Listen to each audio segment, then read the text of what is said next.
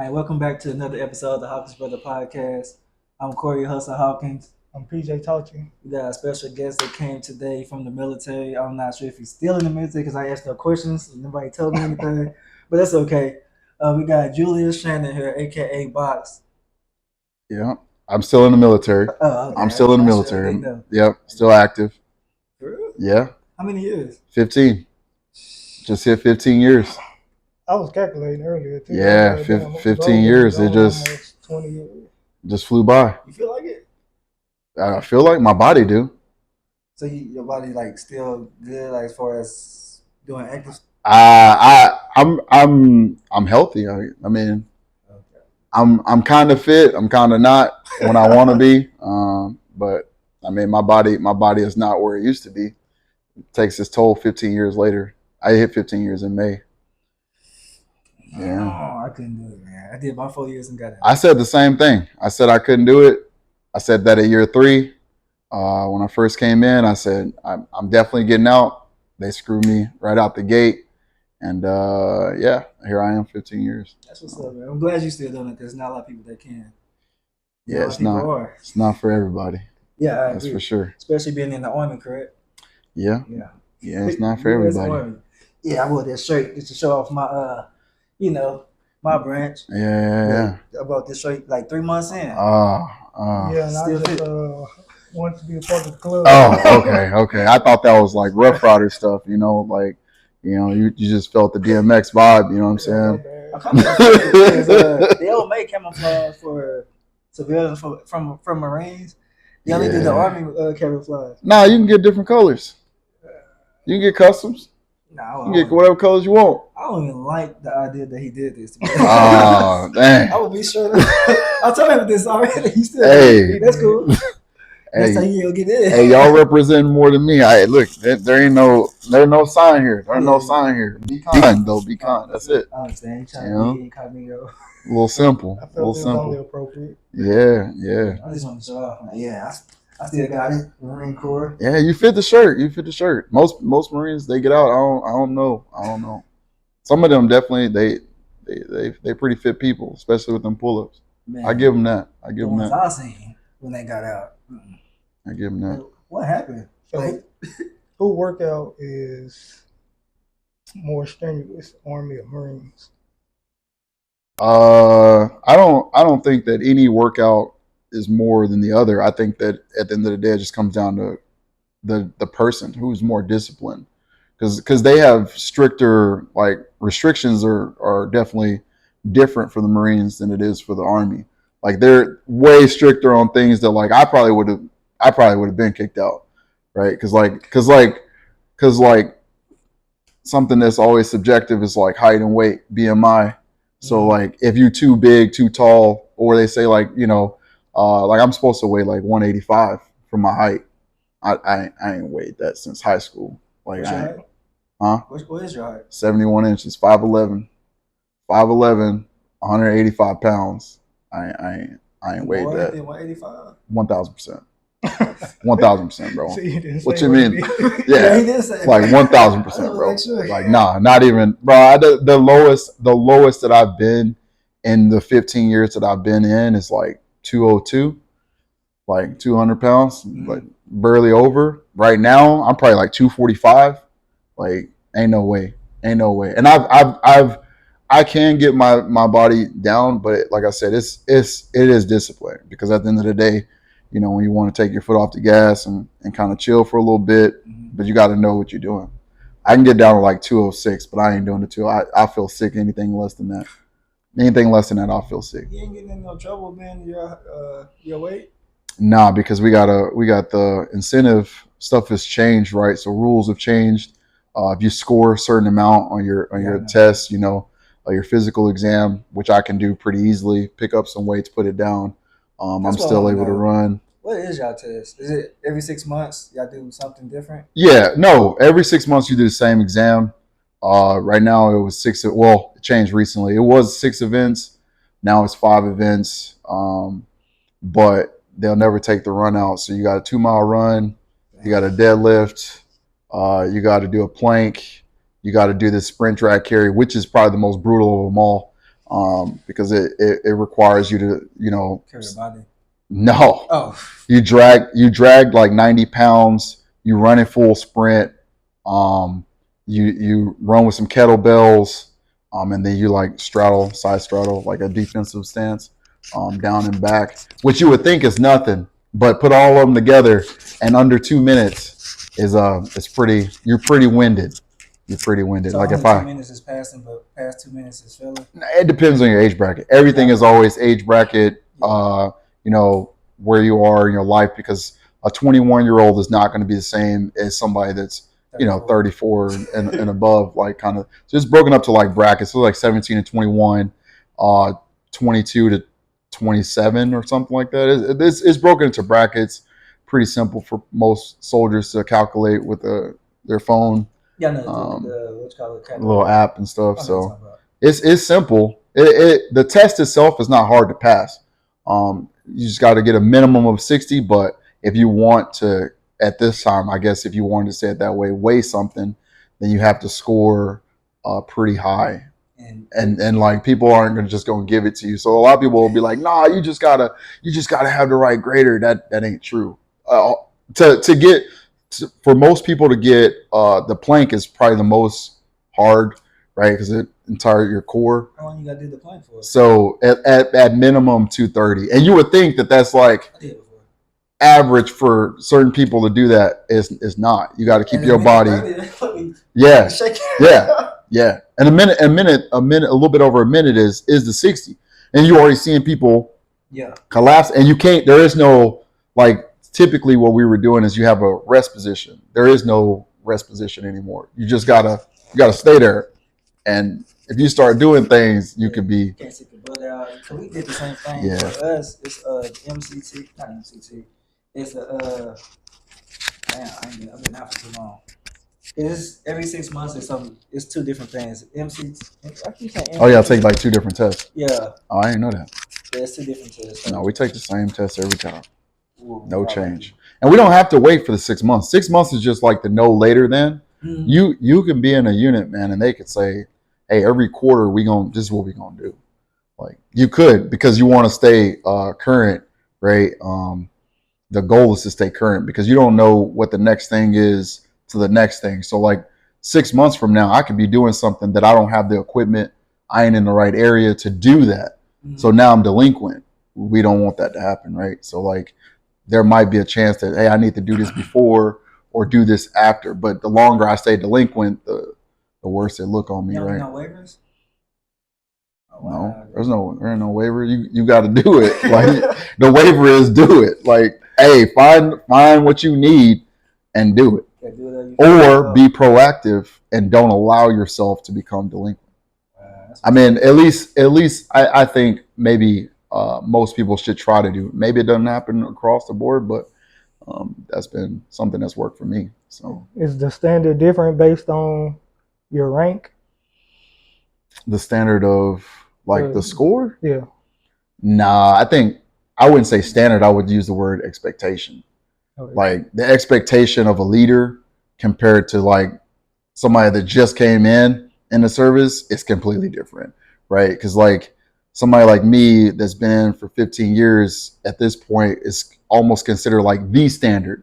So doing the minimum is not good enough, right? So like even though like I don't get me wrong, man, you're gonna have somebody come. I watched a kid run like 2 miles in 9 minutes. I was like, I ain't gonna do that. That ain't gonna never happen, right? Like that ain't gonna happen, bro. Like it's just a newbie.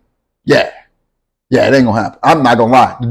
One of the dudes, it happened to me in my career. I think it's happened to me twice. One time, like I told the dude, I was like, hey man, just chill out, because like he ran so fast that he ran back to help people, and I was like, he was running this way. We all know the course, you know what I'm saying? Like whatever road you're using, normally you try to do 2 laps around, like let's just say like 2 blocks or so to get the 2 miles. And like, imagine somebody running back and you're like, bro, you going the wrong way. You're like, I finished minutes ago. You're like, bro, no, like no, bro. Like, no. What do you mean you finished, bro? Like that you demoralizing me. I still gotta go that way. Well, I'm gonna go get the last person and pump them up, bro. You just killed me. Like inside, I ain't even the same, right? Like the kid got energy talking to you. You know what I'm saying? You like, oh, I only got so much left. My man done finished, and you like, man, and it's crazy. Maybe he's an athlete.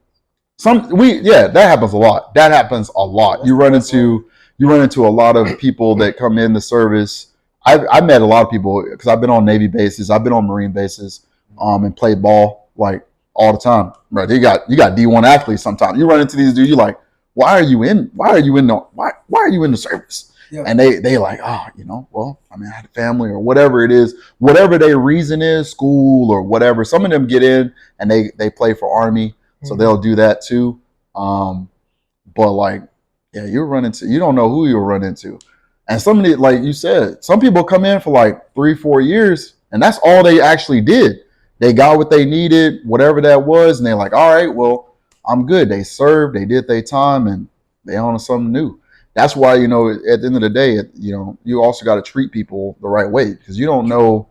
Somebody get out, man. I've seen people get out, become state troopers, police. And in cities that I'm in, I ran into a dude that used to be one of my soldiers, state trooper. Like, hey, how's it going? Hey, what's going on, man? How you doing, man?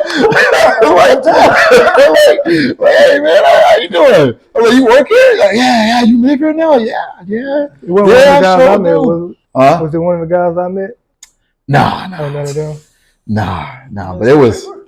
No, I didn't meet him at the state too, but I met him at his house. I've had a lot of soldiers get out and become something new, man. It make you feel good inside to know that because when you come in, especially at an early age, like I came in, I was going on 19, right, about to be 19, turn 19, coming in, and you grow up in this, and you see kids that's coming in 18, and now you're looking at these dudes, and they looking at you like, well.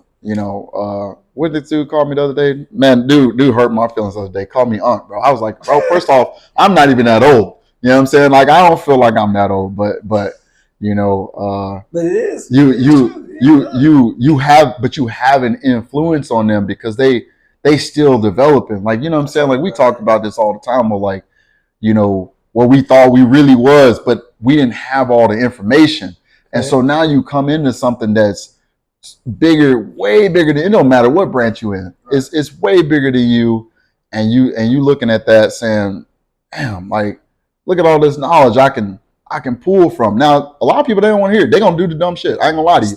You're gonna have a soldier, that soldier gonna be like, man, I really want that Challenger. Yeah, 23%. Yeah. Slap the table. After you done told their ass, they didn't give you that Challenger, but it ain't gonna be what you want, bro. And then they come back to you like, I got it. How do I get out of this? You can't.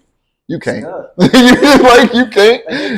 Well, we in the military. We got exemptions. We ain't got them kind of exemptions. We going backwards. But yeah. I learned a lot from this thing, man. 15 years goes by a lot. It don't matter what branch you in. The standard is, if you're a leader, lead from the front. If you're not a leader or want to be a leader, lead from the front. If you want to be, I mean, at least in mine, like, if you want to be a leader, lead from the front, and whatever aspect that means. If that means holding yourself above others, and just every aspect, people are always watching you, even though they say, no, just do your thing. No, they watching your actions. You know what I'm saying? Because again, just as much as they learn, they see what you do, what you come to work with every single day, good, bad, indifferent, don't matter.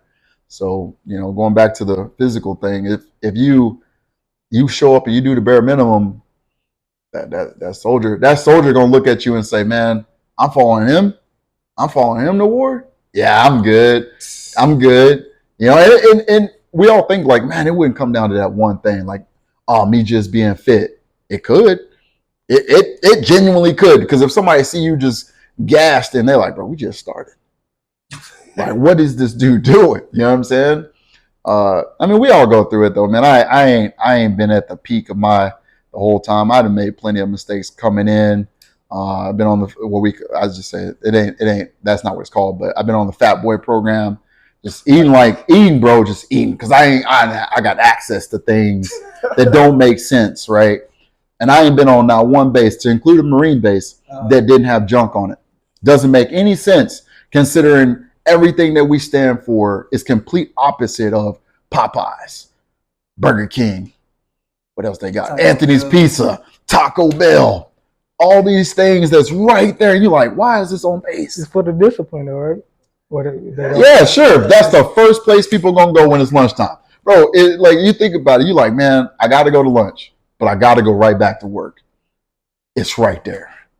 Yeah, Why wouldn't I go get that? And then, depends on who you are.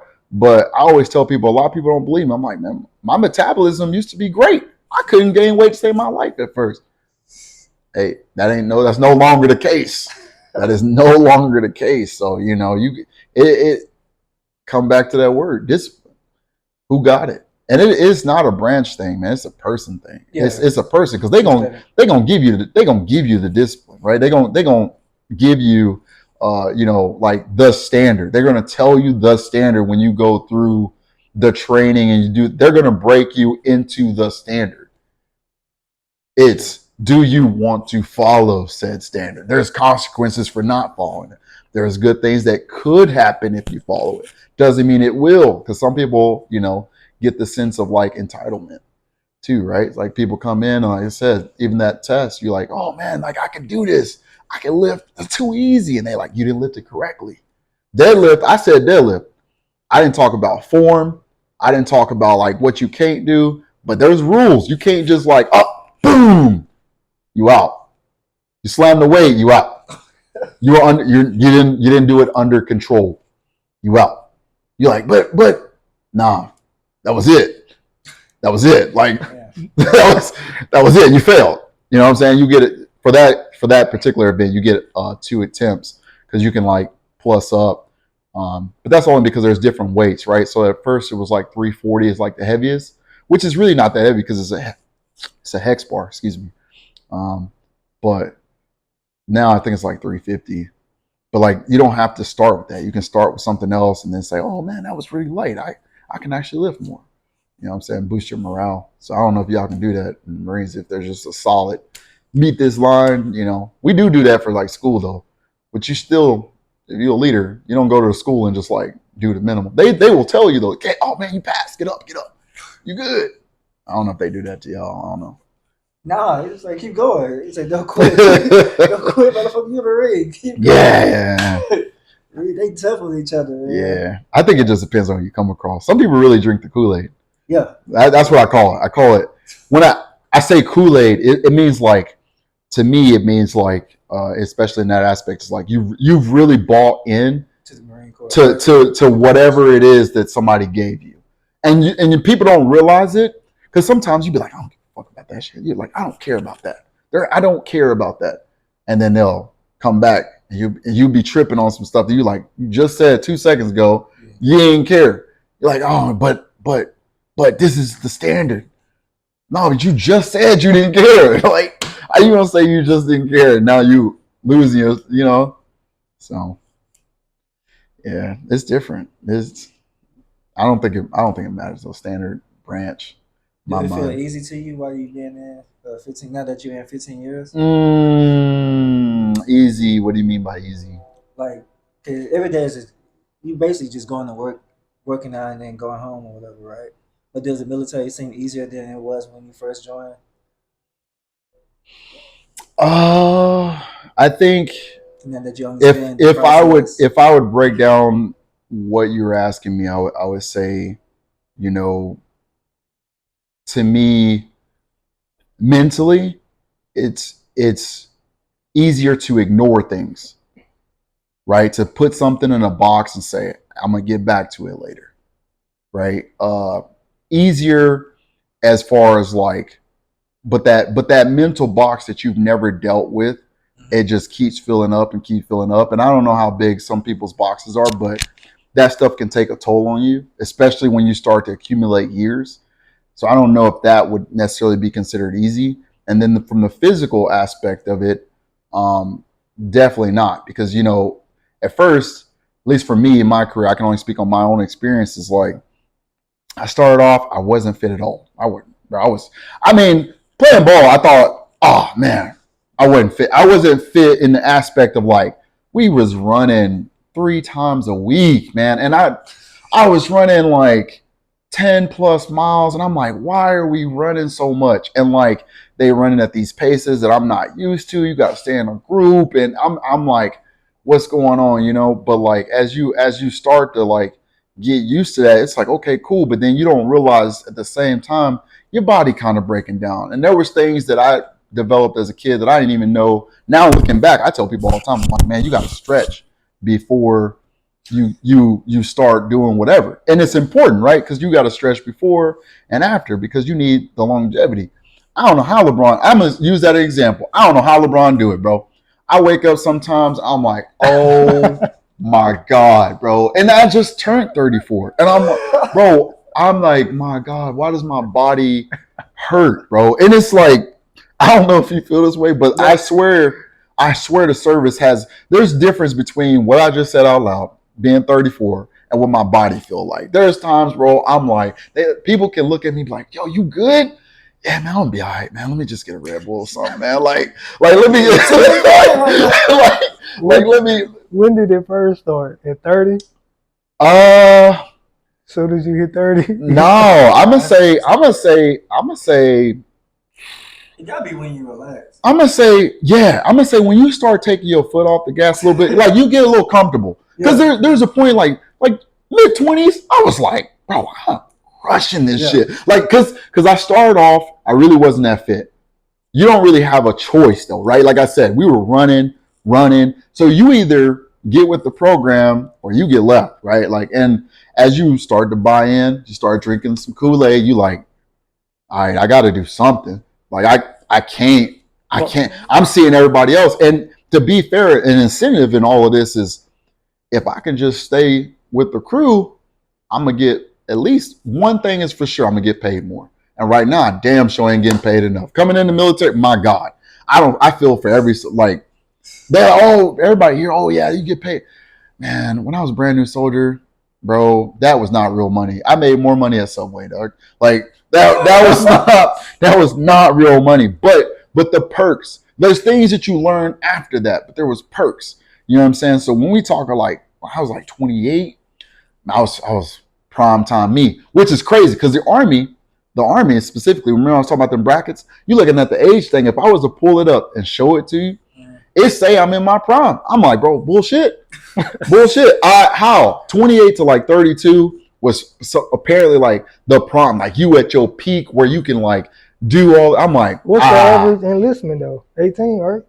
Most people get well, I think that's changing. I think a lot of people are living their life now, and then that's why you see older people but less rank because they're living their life first and then doing it, which you could say is a good thing. It just depends on who you are because you know if you. That's what I was gonna ask. What's y'all different takes on getting in, basically fresh out of high school, and then getting in later? Having to take turns over there. Go ahead. I feel like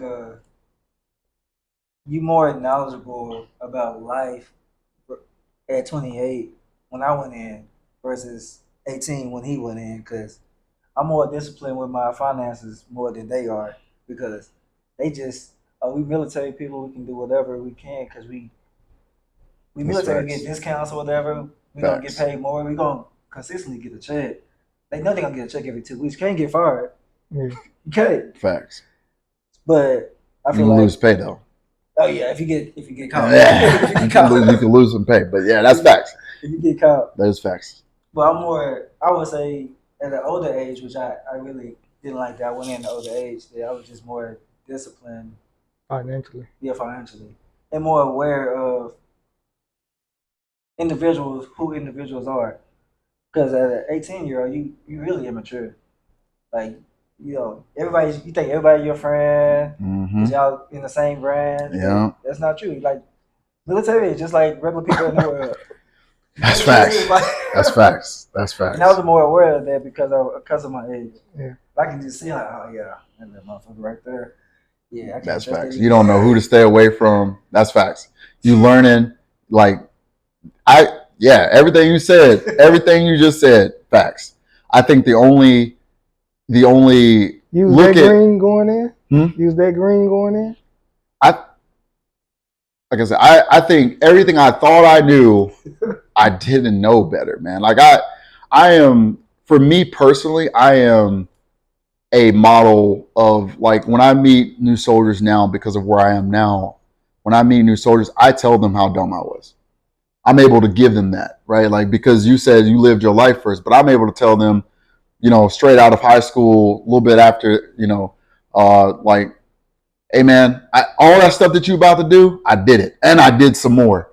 I did it. So I'm telling you, this ain't like secondhand. I'm telling you firsthand knowledge. I grew up in this.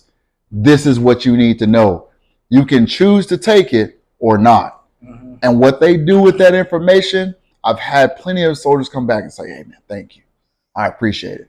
Or come back and say, I should have listened to you. I should have heard what you were saying, and I should listen to you. And that just comes because, I mean, don't get me wrong, bro. I thought before I came in the military, I'm like, oh man, I know how to make money. I had 3 jobs. We was doing slang. I got it.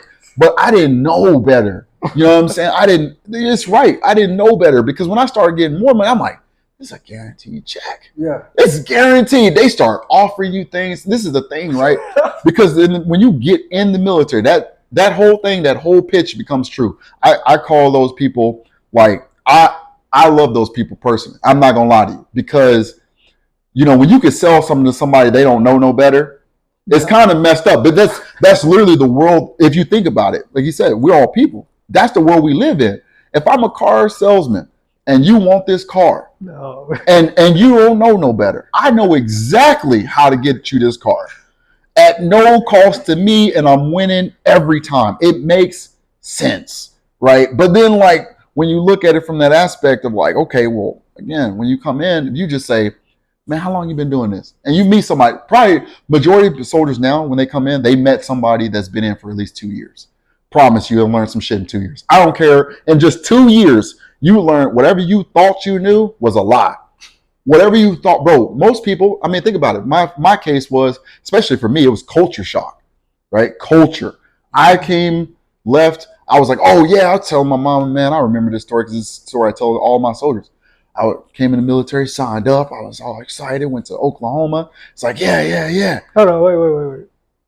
Started the joining process. What made you? Oh my God. Man. Because I was with both of y'all. Man. The story is pretty western. I don't think, looking back, I don't think I had a real reason. I think the reason was stupid. I think what I thought was that, what you was doing. Kareem was like talking to me. You was talking a little bit. Then somehow I was trying to convince you. He had convinced me this was a good thing to do. And then I just kind of I think that I was in a state that the only thing that truly makes sense, if I was to really analyze it, is that I hadn't actually, as an adult, I hadn't made any decision for myself, right? Like, my mama drove me to go to that college, right? I didn't want to go to that college. I told her I didn't want to go to that college. You should just go to a college. I was like, yo, I'm trying to apply to all these other things. She was like, but you just got to get out of here. And I was just like, that ain't my plan. And she was like, yeah. And then shit happened, right? Like, went to school, shit happened. Yeah. Before I knew it, I wasn't in school, which is crazy in itself, because I ended up paying for that school for that whole year, right? I ended up paying for that because apparently they just kept sending checks. That's neither here nor there. They did. They kept paying the school, even though I wasn't going to school no more, right? I got credits and stuff from it, but still, I'm like, bro, I didn't go to this school. So I think that I got to a point to where, yeah, I was trying to convince you, but he was also, and then it was like, okay, because he got arrested, right? He didn't qualify. And then you was like, no, he didn't think about it. You know what? Looking back, he didn't think about it, bro. This is how the conversation kind of went. It was like, hey, bro, I think we should do this, bro. It sounded real good. He was like, yeah, we could probably link up. He, first off, didn't show up, right? Didn't even show up. Now I'm gonna come through later. I'm talking blah blah. I'm like, all right, bro, we doing this or no? He was like, nah, I'm not doing that. I'm not doing it, bro. He was like, I'm not doing it. And I think for me, like I said, if I was to pinpoint it, I hadn't made a decision. Now, did I know what I was signing up for? No. Not even a little bit. Didn't have. Not even a little bit. And that's what I'm saying. I was the person that was looking for the car, and I found the dealer, right? Who, first off, how did they get our number? Don't know, because I didn't go to that branch ever. I never went into that branch. They called me and was like, hey, we see you trying to get in the service. And I was like, who are you?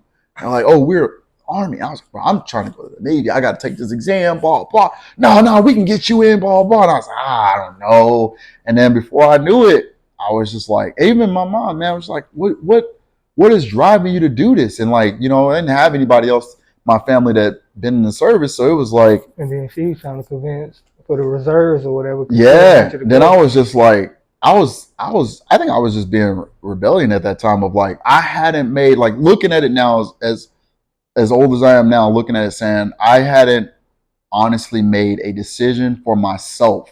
I allowed other people to drive me. I think that's what drove me to say, I just got to do it. Swing for the fences. But you was trying to work too. Like, yeah, I was working a lot.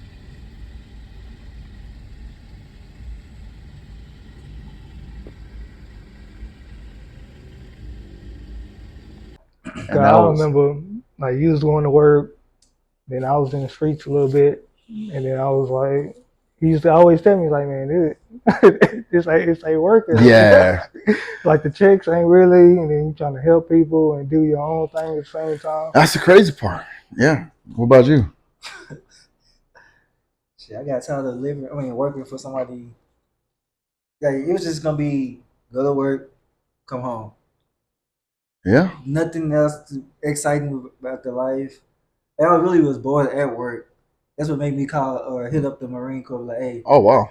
I hit them up. They was like, nigga, how old are you? 27. And you want to join the Marine Corps? Yeah. And I was 28. I was 28. Damn. I was bored at work, bro. I was like, man, I can't do this. I remember I was at the job. I still work there now. Okay. But it's just part time because whenever they need some help, I would come in. Oh, you went back? Yeah. Oh. Yeah, I went back. But it's only because I like the job. Yeah. So now you ain't bored. Well, that's my other job. Oh, okay. I work at the VA now, so like. Okay. For veterans. Okay. Yeah. I'm seems to be the move. Yeah. So, but yeah, I was just bored and like working for this man for the rest of my life is stupid as hell. See, I feel like I didn't join, so I'm not speaking for y'all on that. I feel like for black men, it's like we coming from financial problems, and y'all feel that that's the way out. That's the way I see it in my head. Or that's it's partially. Like, y'all do got your own reasons. I think it was also a misconception too. Like, I ain't never talked to nobody about. I didn't do that. Yeah. I didn't call them like, hey, sign me up. But that was at a different time in y'all life. Yeah. I think also it's just like misinformation a little bit because I didn't have what I thought. First off, what I thought I was joining wasn't even what I was joining. You know what I'm saying? Like, in a sense of like when I was coming in, I was like, oh man, how hard could it be?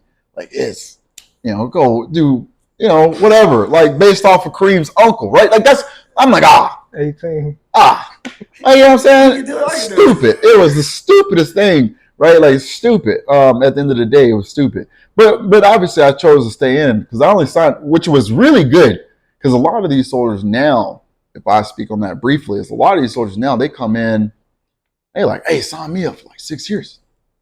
What? Like, bro, you don't even know if you want to do this. Like, at least you say you got out the year 4. Like, I could have got out year 4. Like, I could have just walked away, right? Like, these soldiers coming now, they like, bro, 6 years in, you ain't, 6 years you hooked. I'm not going to lie. Most of the time, because you like, I've been doing this. I know the rhythm. It's easier in the sense that at least you can anticipate kind of what's going to happen. True. You can at least do that, right? Like, you can at least anticipate the next thing, or at least what you believe the next thing to be. But like, But it's always surprises in the military too. Yeah, we want to know 1,000%. But you at least know you're like, yeah, some bullshit about that. Like you don't know exactly what it is, Yeah. but you know it's coming, right? Like it ain't like I know exactly. No, you just like you have this feeling. You can't explain it sometimes. A little gut feeling. You're like, yeah, we about to do some bullshit. Some stupid is literally about that. You know. I know you can't speak on, but I know the president also affects your career also. In my opinion, yes and no. It depends on who you are. Yeah, we don't talk politics, but I think it just comes down to the person. I think it just at the end of the day, I think it just comes down to the person. I say yes and no. It just depends on who you are and how invested you are into politics. Do you see the junior army people acting out because of what the president does, or? No, I think just in general, I think when you are a soldier in general, because you don't play a part of the political game per se, right? You can still have your political opinions, but like obviously when we're all around each other, that stuff is supposed to be like a non-bias. I forget what the word actually is, but like essentially you have a non-biased environment, which is honestly just created. Because even if we all work together, we don't know because we don't. And like I'm getting off like, man, this is what I'm like. No, like, and I mean, so and the crazy part is too, some people put like affiliations, which is not really allowed, right? Like affiliations on your vehicles and stuff like that. Yeah, like, but at the end of the day, again, like you know that you're in an environment where you have to tailor the discipline to that and say like, hey man, you have your belief, I got my belief. Like regardless, if I learned nothing else, regardless at the end of the day, when it's time to go across that line and go to war with somebody, what you believe and what I believe goes out the window. It don't matter right now. Yeah. Do you want to go home or no? Like at the end of the day, like you got my back, I got your back. That's the reality that we live in. So I just feel like when people first start off joining the military, they overreact over the little things. Like they don't know what they're getting into for sure. Man. No idea. It depends on your it depends on your MOS, like where you are, how close you are to things. I'd also argue, like, to be fair, I think the service keeps us pretty busy. I think your workload is one of those things where you may not even think about it. You're kind of moving, but you're moving. You like when I first came in, my head couldn't have been more under the water. Like if I wasn't at work, I was doing something I wasn't supposed to be doing. I.e., hey man, I'm gonna go get a new car by myself. First time, never been to a dealership. Got my license now. When I got a Mercedes Benz, hell yeah, because that shit was by far one of the smoothest cars I've ever driven. But should I have got that vehicle? No. Was I worried about what was going on in the world? No. like you know what I'm saying? Because you're kind of blind to it because you're like, bro, I gotta wake up in the morning at 5:30 to be outside for this formation, to go do PT, to now go do this, to go do this, and who knows when I'm getting off? Because, bro, like you just stay busy training and preparing yourself for the next thing. That, like, I'm not saying that you can't see it, but it depends. What was you doing before you came in? Because a lot of people will say, oh man, when I came in, yeah, I stopped doing. Not right away. You didn't. I promise you didn't. Whoever you were before you came in, you probably did this. Bro, I was balling like crazy that's all I knew. Like, bro, there's a gym. It's free? Oh, say less. Got my shoes. I'm hooping. Bro, by the time you get off work, eat, hoop, it's like 10 o'clock. You got to do it again. Next day. You like, bro, I got to go to sleep. I got to get up in the morning. I'm doing the same thing. You ain't got your phone on. You ain't got none of that. And but you getting to know people that you probably, to be fair, in that environment, you probably would have never met. Yeah. Never. I'd have met people from all over. Bro, I'd have met people from Texas that they like, oh yeah, I'm from Paris, Texas. Fuck is that at?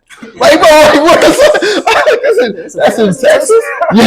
Yeah, bro. I'm telling you, you know what I mean? People I've met from Texas. I'm like, what part of Texas you from? They tell me some city. I'm like, bro, I gotta go look it up. Never heard of it. Gotta go look it up. Gotta go look. One of my close guys that I know, man, he's from Brownsville, Texas. I'm like, bro, Brownsville, Texas. Where is that at? He's like, it's near the border.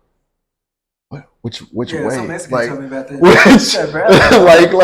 like which way? Like what does it look like, bro? And Like Texas is a big ass state. it is. Yeah. It is. You can drive. I mean, you can drive like what 16 hours and still be in the state.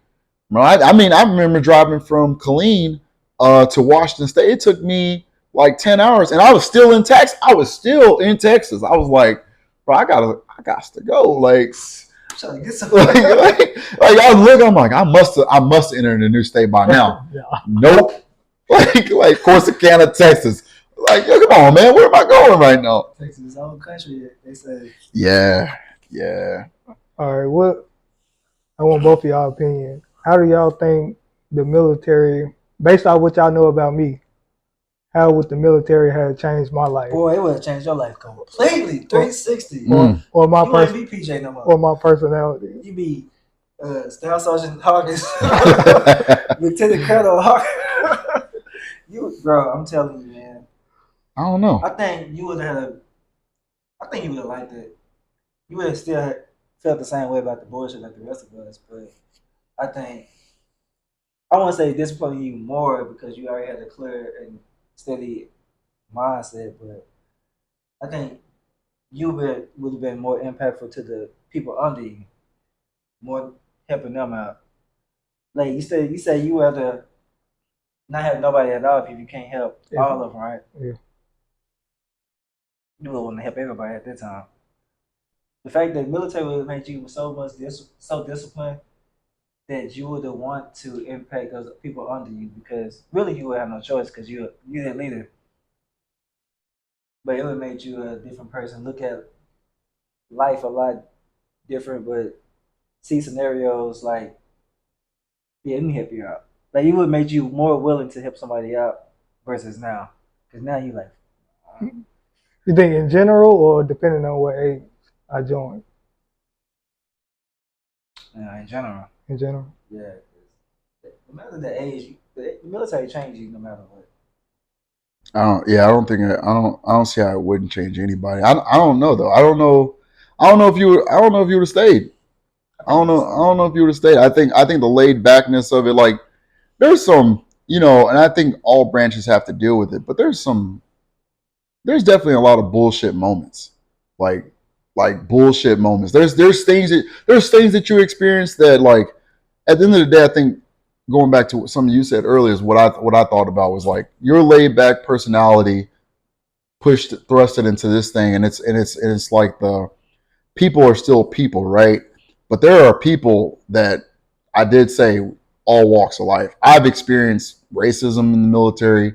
Whether people want to call it that, you may not want to use that word. That's the word I'm gonna use, but they may not want to use that word.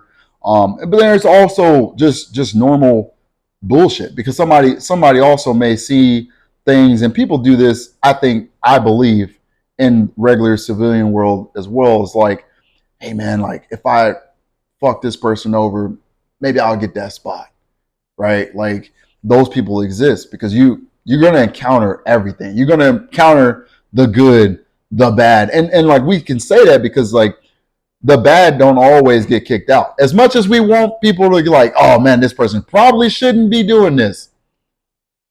There's times where, at least in the Army, we say, oh no, just give him another chance. It'd be all right. Just give him another chance. And you're like, nah, man, that person should not be doing this. So I say that to say like I have a friend. He's from Georgia. And y'all too. I think the reason why he became my friend is because he reminded me a lot of you coming in, but like he couldn't deal with the bullshit. And when I say he couldn't do, like one dude, like especially when you first come in, like I said, there's bullshit. When you first came in, there was people that was getting in our face. I ain't gonna lie, there was people that was getting in my face, and at first it didn't bother me, but one dude, he really bothered me. Like when I say he really bothered me, he was so close to me. And he was like all up in my yelling at the top of his lungs, and I'm telling you, I just wanted to lay him out. Like I ain't gonna lie, it was one of them kind of a moments of like, bro, I'm at least an adult. Like you know what I'm saying? Whatever this is unnecessary because there's a lot of times where people of power, especially looking 15 years ago now, there's people with power that probably shouldn't have said power. And I mean, I remember a scenario with him, and the dude got in his face, and he kept telling him to back up. He told him several times to back up, and like The dude you talking about, your friend? yeah. And he was like, the dude just kept yelling. He was like, no, I'm not gonna do that. And then and so he pushed him. He pushed him significantly hard. Okay, now I don't think in any service you can't physically put your hands on anybody, right? Like whether the people are right, wrong, that is the kind of discipline you gotta. It doesn't matter, Yeah, right? Like, like you know what I'm saying? Like that, like you are laid back, bro. But there's a certain tolerance that you gotta have to like build, and not only that, but you gotta let that go, and then come back the next day like that didn't just happen, right? Because that person is probably never going to apologize, right? Like that person is probably just going to act like they didn't do anything wrong. They're going to come to you the next day. I need you to do blah, blah, execute. And you're going to look at that motherfucker like, you can't be talking to me. And they absolutely are talking to you. You know what I'm saying? Yeah. And like, I've had to do that a couple of times. Sometimes maybe it was my fault. Maybe I did do something that I just knew I wasn't supposed to be doing. But there's definitely been times where unprovoked people have just, you know, they again trying to prove something to somebody. We call them spotlight soldiers or leaders, right? Where somebody else is in front of them and they want the attention, they want it, so they gonna choose the target that they think is easy. But just because somebody put their hands behind their back and say Roger or whatever, check, yeah, got it, don't mean that, bro, I'm not feeling some type of way right now. Like I'm a person, right? And I think that's changed now. Obviously, 15 years. I think that's changed now to where we can look at people and treat them as people. But when I used to stay in the front lane of rest because why are you asking questions? Because I don't know what we're talking about. I don't know what's going on. Just start pushing. Like, but do you think he would have stayed in after that first contract? It's hard. It's hard to say. It's hard to say. I think it depends, man, because I think it depends. It depends. Remember 18-year-old me. Yeah, I think it depends. I think he had no tolerance at that time. Yeah, I think it depends. But I feel like, and you can't move the way you want to move. If he stayed, I feel like if he did just one, he would got to understand like, okay, this is. He would have to want to adjust though. But this is the same world as in the civilian world. Yeah, but in the civilian world, you can actually get. Civilian world, you can also tell somebody to go fuck themselves. like you could, and they could be like, all right, I'm gonna leave that motherfucker alone. And you know, it depends on the boss, whatever. I'm just speculating. Obviously, I ain't been working in civilian in a long time. I'm just saying, I could probably tell somebody, you can go fuck yourself. Now they it'll probably be whatever, but like you more than likely you can kind of say what you want to say, right? And this you have to find, especially after them 3 years, because remember, expectation changed, right? 3 years, you got to find a way to tailor that, what I just said, you go fuck yourself, to the most professional way that you can absolutely say that. And I don't know. I don't know. Like, yo, by then, you might be like, bro, I'm just over the dumb. You know what I'm saying? I haven't seen people get away with things that they shouldn't have got away with while he's probably doing the right thing. Yeah. You're probably not wrong. Probably was doing it. I've seen it. I've seen people do the right thing and watch other people that were just riding the line. And hey, they in a better place now. And that other person that probably was a good person is like, yeah, I'm not doing this. You know what I'm saying? Like I'm good. And that's the truth. I don't know. I think I don't know. I'm gonna have to say I think he would have taken that first contract and gone. It also depends on which branch of service too. 1,000%. Because but I also say that because my experience, what I was talking about when I came in, I knew that I was gonna get out. Like I knew I was getting out. Like I know if you would have came to me within my first contract, I would have told you the Army can kick rocks. I'm done. I ain't doing this shit. They screwed me right out the gate. That was my attitude. That was legitimate. I thought I was going, that's what I was talking about. I thought I was going to Georgia as my first duty station. I went to Korea. I was like, what? I was there. I was literally graduating from basic. They said, you going to Korea? I said, no, I'm not. I have orders to go to Georgia. Not going there. They looked at me. They said, "You going to Korea?" And I was like, "But I'm not. I'm not doing that." He said, "Go ahead, start pushing." In front of my mom. My mom seen it. She seen me. I was in my nice little dress uniform. He smoked the dog shit out of me right there in front of my mom's. Wow. He said, "You going to Korea?" And by the way, yeah, you know how you was gonna take time off? Yeah, you leave for Korea in 3 days. Wow. I said, "What you mean?" And he's like, "Yeah, after this ceremony, you gotta go get these shots. You gotta go get all this stuff so you can get on the plane." I went home for the weekend. I was out. Man. First duty station. Went to Korea. Lost my little love. Right. You know, Korea didn't know nothing about being out of the country. Nothing. Didn't know anything. And then now I'm in a place that I've never been. I don't know nobody.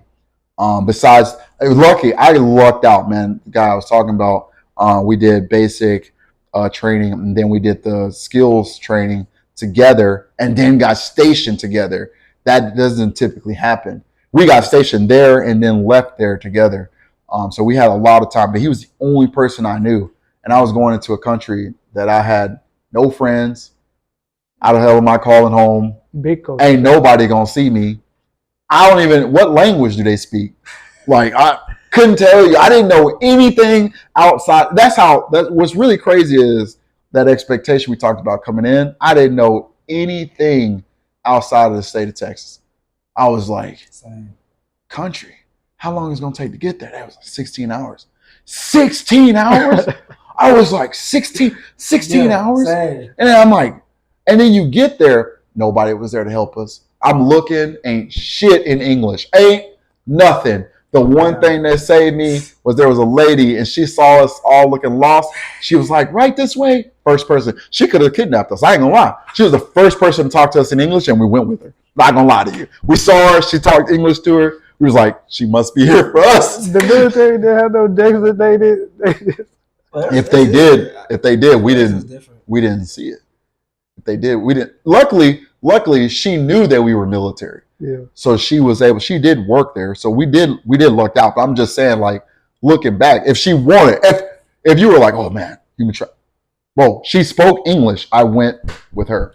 I was like, "Oh, follow her." Yeah. I was like, "Yeah, follow her." Why wouldn't I follow her? She's the only person that spoke English to me. Everybody else just looked at me. I was like, "You stand out, right? Black guy, fucking middle, stand out." Which is kind of crazy because they, now having been to Korea 3 times, they have all walks of life. There's people from all over the countries. I've met people from everywhere in Korea.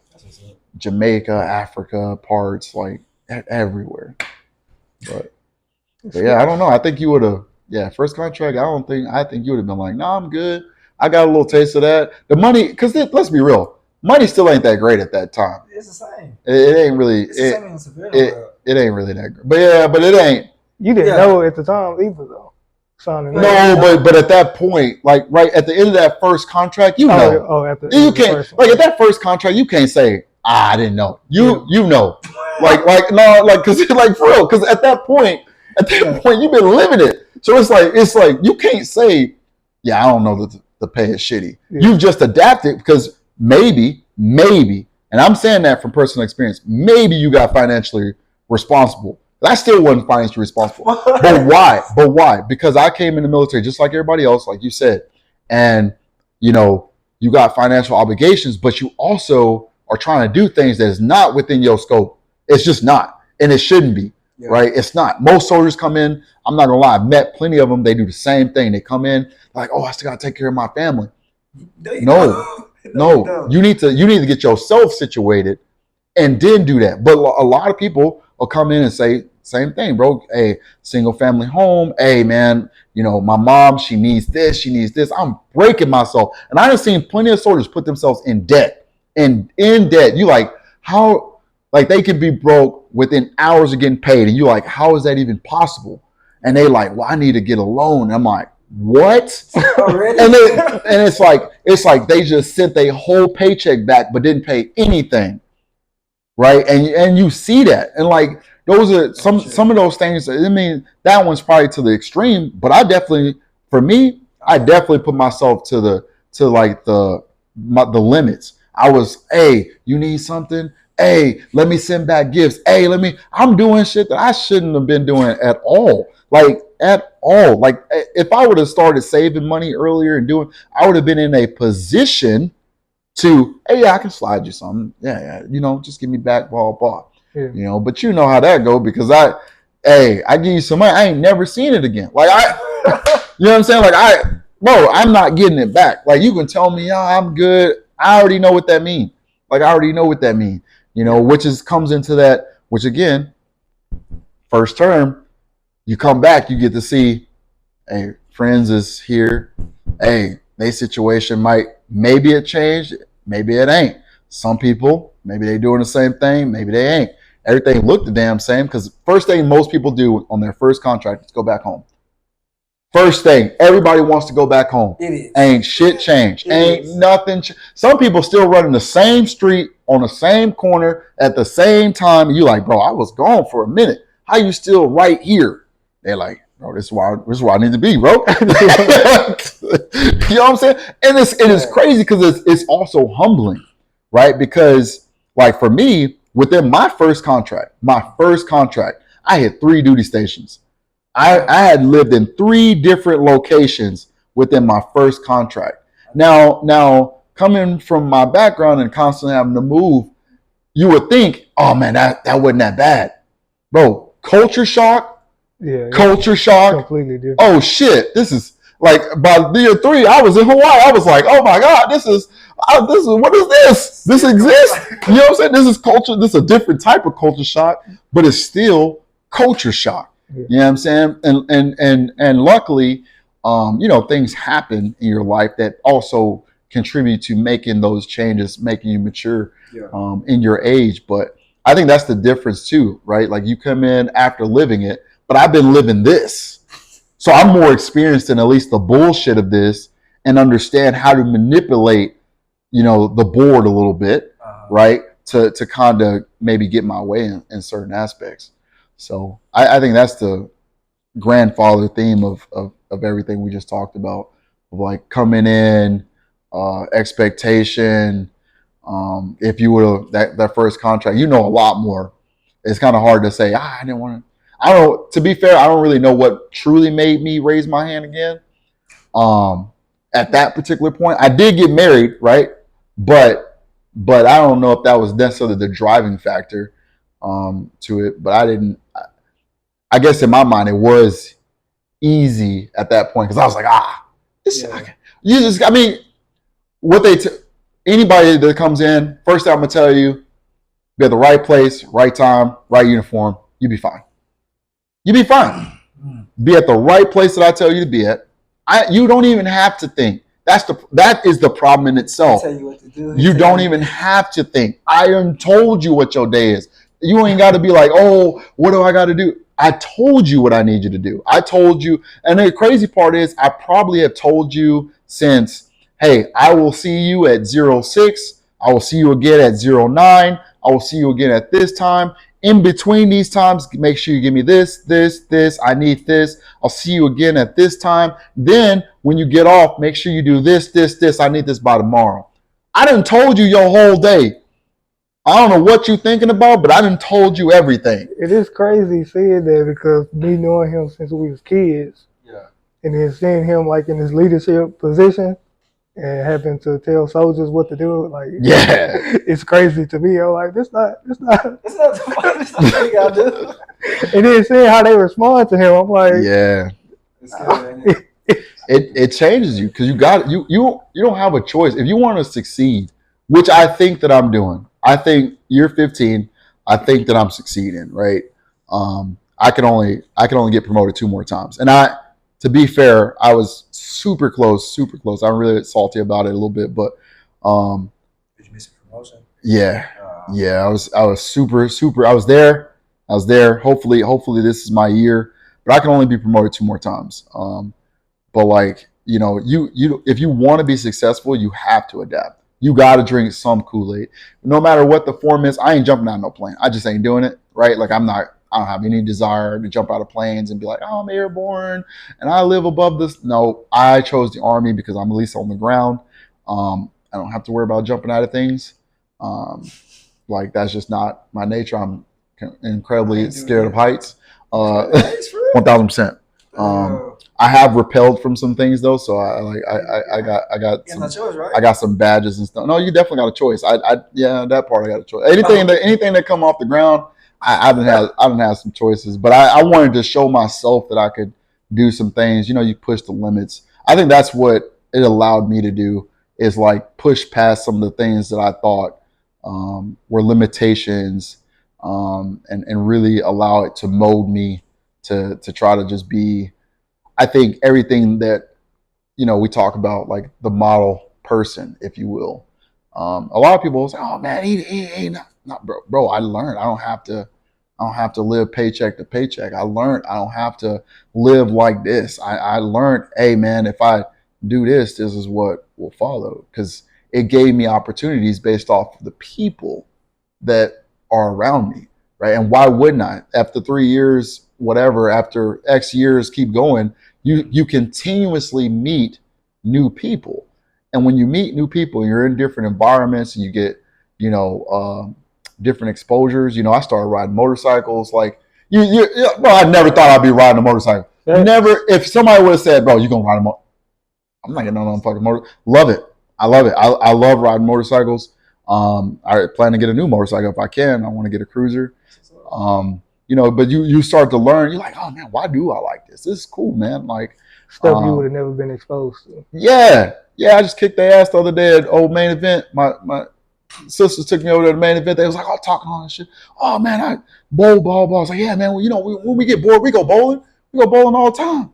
I was like, oh yeah. I was like, yeah, but I told him, I was like, I ain't been in a while, which is true.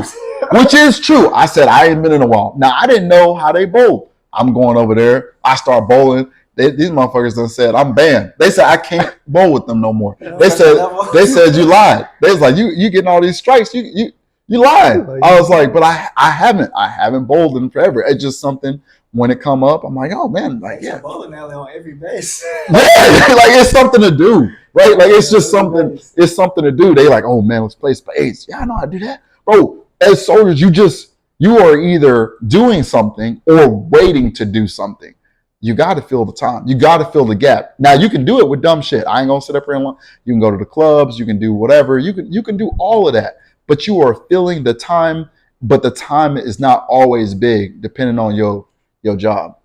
I'm glad I did not come in being a cook. That would have been the worst decision ever, because they have the worst schedule ever. They have the worst schedule. They got to be at work. You got to think about it. They got to be at work before everybody. And then they don't get. We get holidays and stuff. They gotta figure out how they gonna get the holiday off, because that facility is always open, available to soldiers. I never thought about that. Not in the Army. It depends. Well, it depends on what base, but most bases, they will always, even if they did, they will always close that before they close something that the soldiers. I'm already paying a soldier to do that job. I don't need the civilians to do that job. If you think about it, every branch has this rule. I don't know the exact term, so I'm just speaking a estimate, guess, opinion. Mm-hmm. Is that there is a percentage, and I know this again just from being at different bases. I like NEXs. I like these Navy things. I like Marine things. I've gone to these different things, but there's a percentage of civilian workers that have to be on an installation. Where you get those people from, I don't think they care. Right? There's a percentage though. But if you said we're gonna start cutting jobs, they gonna cut them, because more than likely I could just tell a soldier to do what you're doing, and I don't have to pay them a dime extra. I'm just gonna tell you do that, and you will do it. You're like, man, this ain't even my job. Do that. It's like the gates, right? You're like, man, a civilian police officer, security guard, whatever you want to call them, can work the gate. They can, but we're gonna put soldiers there. Why? Because we have MPs. As long as that job exists, I'm gonna get that, and that's where it's gonna come from. And it makes sense, because we have the capacity to do that until we don't. Yeah. Right. But they're always gonna have a certain population, because we are taken from the land and the jobs in a lot of the cities that we work in, stuff like that. If you really think about it, mm-hmm. Some of these places, like when I was in Hawaii, all 4 branches are on one island. I looked it up, like way back in 2013 or something, it was like we made up the service as a whole made up like 75% of their income. Damn. For the island. Y'all greedy. Yeah. Like, no, we make their income. So, like, if we don't spend money, they don't make money. And then the rest comes from tourism and all that stuff, right? But, like, 75%, and they don't even want us there if you really think about it. Because like, you're overcrowded, right? Like, you got all these branches on one island. And the islands, they're great, right? But, like, you got all these branches on one island. And so you look at that, you say, man, 75% of the income is coming from these guys? Yeah, because we are here. We're bringing in imports. We're bringing in all this stuff because we're here. We need to be able to supply ourselves. And, you know, we have open bases there, so you can kind of come and check it out. You can't shop there, but you can come check it out, you know, depending, right? If you got to scan your ID or not. But, yeah. Spending too much money, man. Yeah, Hawaii was nice. I'd love to go back there. One of my homeboys from after the school, he wanted us to all meet in Hawaii. Marines get cool bases though. You get to go to embassies. I've been to an embassy now. I think they're pretty. I think they're pretty dope. You get to go to some cool. I've heard those are like destination spots, the embassies, and get to protect the embassies and stuff. But they get like, we went to one, man, and they had like a penthouse. It was really nice. They was well taken care of. They was well taken care of. Those group of guys were really cool to meet. Yeah, it do be a lot of Marines applying for the MSG jobs, and they have to do that. Yeah, take the embassy and stuff. Those are cool. Like, man, I'm good. But you have to go through a class and training and stuff before they even get to that point. I do it. Why not? I'm You're a diplomat at that point. Yeah. You know, a little bit more on your resume. I think too. That's another thing, right? Like when you're in the service, you get opportunities to be in position to leverage, if you will, like another spot outside of it. So like there's a lot of times where you'll see somebody transition from the military to something else because they've made connections. Yeah. Right. So you get to really leverage. Remember what I said, people come in and they get out, but you also got the civilian workers. So if I get to chit-chat it up with you and you're a contract, you're like, oh man, we do stuff all the time and we go here, we go there. And you're like, how much that run you? They're like, hey, we getting like 6 figures. And you're like, well, I ain't getting 6 figures. So like how I do that? Like, what do I got to do? What kind of qualifications we talking about? And you start making those connections while you in. Those are easy. To be fair, those are easy conversations too, because you got a resume, right? Like you get out, you got a DD 214, and you're like, man, I did this, and maybe they care, maybe they don't, right? But now the connect is, oh yeah, man, I served too, and now y'all start chopping it up. Y'all ain't even did nothing remotely the same, but they talking, they like, yeah, and yeah, and all of a sudden you're like, yeah, man, you hard, man, come on, I got you. Don't worry about it. You know what I'm saying? Like, oh, come on. That's why it really hurts me when I see, taking it back a little bit, but it really hurts me when I see homeless vets on the street because I've helped, and I now know, like I've done shelter work, and I've volunteered and stuff for the community, and I've helped so many people in certain places where it's like, they don't have to be homeless. They don't. They can do the things, but they're sometimes there's a conscious decision or a pride thing that's like, I'm not going to accept the help. Like there's even states, which is crazy. There's states where they have like houses set up to where you can get a room and like get a job and then get back on your feet and go back. But like they like, nah, I'm good. That's what I don't understand. I'm good. I'm glad y'all here to talk about it. I'll go ahead and say what you're gonna say because I don't understand. Like, first of all, let me say I'm proud of both of y'all for joining post military career and still in. But I do see the improvement in both of y'all lives, so I'm proud of y'all for that. But I don't understand for the people like you say that didn't work for or not currently working for. I don't understand how that happens. They mentally unstable. What's the percentage though? A lot. Yeah, I was about to say, I don't know if I ever tried to calculate It's that. I think it's I don't want to say it's PTSD because it's not always PTSD for the person to be mentally uh, messed up or whatever. But some of these people, this homeless vets that you say, they don't even make it out of boot camp. They just say call themselves vets because they went in and tried, That's what I'm saying. but they got So kicked the out or they percentage didn't between finish. that and the people that you said who just got out and then you see them back on the block doing whatever. I couldn't even tell you, bro. Like I don't know if you drive on 20 to get past the VA, but most of the time it's veterans around that area. Like they try to get service or help or whatever, and they can get some help, but you gotta have proof that you was actually in the military. You can't just say, "Oh yeah, I did this and I need y'all. Y'all should help me." No, who are you? Do you remember your social security number? Do you remember your actual name? You gotta have proof that say who you are so we can help you. Like some dude today, bro. I shit you not. This nigga was not in the military, bro. He came into the he came into the VA. He said somebody stole my stuff. I'm trying to get some help. You trying to enroll? Yeah. Trying to enroll. I gave him the application, right? On the application, he put branch of service March. What is it? I don't know. MARGE. I don't know. I like, what the fuck is this?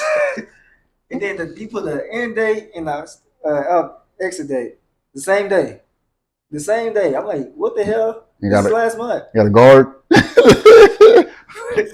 He had like 6 bags on him, like grocery bags or whatever. But there wasn't no groceries in the bags. Like this dude is crazy. Yeah, I think I don't know if the number. I think the number's probably high. I'd give it like 15%, right? Because you weed a lot of people out too, right? Because it's not just the. To be fair, it's not just a bull.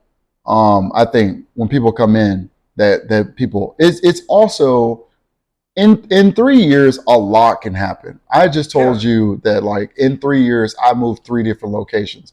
Imagine if you came in, which a lot of people do, like you said, they come in on that back end, they've lived their life a little bit, and they come in a little bit more mature. That don't mean that they ain't gonna have no struggles. Oh, yeah. What it means is they are now adapting too, because they done lived a little bit, and now let's say you come in with your family, and I'm gonna just give my own because it's something I think every person deals with, no matter what the branch is. If you move me 3 times with my family currently, That's tough. I'm like, what are we doing? Because as much as we do this thing, right?